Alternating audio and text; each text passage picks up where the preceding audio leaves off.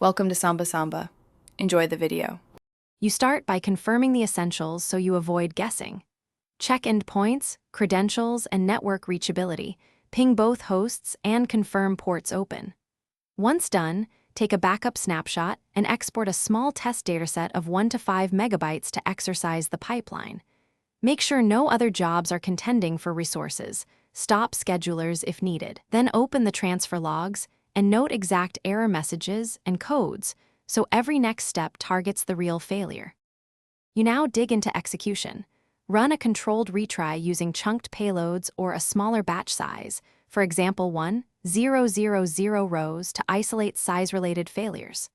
While the job runs, increase timeouts and buffer allocations or reduce concurrency to prevent saturation, and watch CPU, RAM, and disk I/O in real time.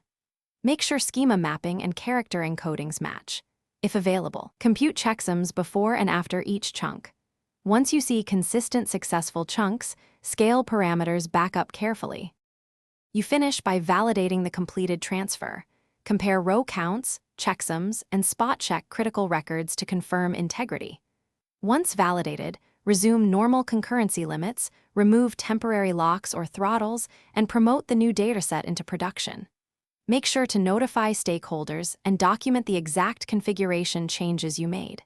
If something still fails, one troubleshooting tip: enable verbose protocol logging and reproduce the failure with a single problematic record to reveal hidden encoding or schema edge cases.